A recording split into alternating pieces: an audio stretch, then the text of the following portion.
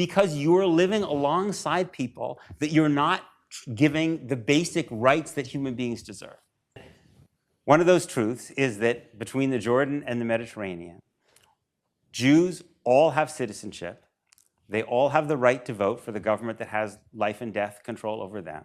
They all live under civil law with due process, and they all have free movement, right? That most of the Palestinians under Israeli control, those in the West Bank and Gaza and East Jerusalem, don't have any of those things, right?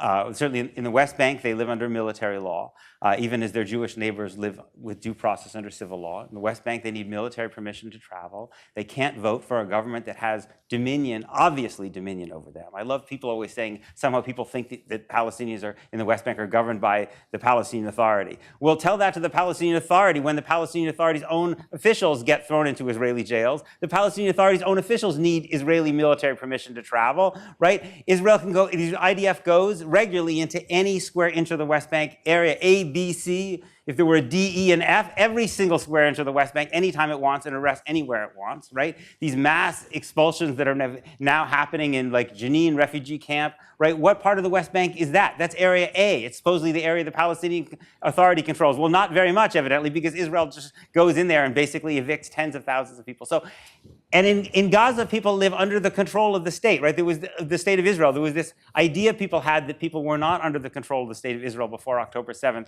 but that was clearly not true, right? Israel controls the population registry in Gaza, which means that for any person or good to go in and out of Gaza, on October 6th, Israel had to approve it. I mean, you could try to smuggle things in, right? But basically, as people said, it was a prison. It was just that it was like a prison where the prison guards had left the prison, right? So there were no longer settlers or soldiers on the ground before October 7th, right? But it was still a prison in the sense that Israel controlled everything that went in and out. Now, Egypt had a subordinate role, but even at the Rafah crossing, right, which is borders with Egypt, Israel had significant control in terms of when it went in and out. So this just basic foundational reality about the legal regime that exists, right, seems to me the starting point. You have to kind of think about violence, to think about morality, to think about how to make people safer. You have to engage with this question, right?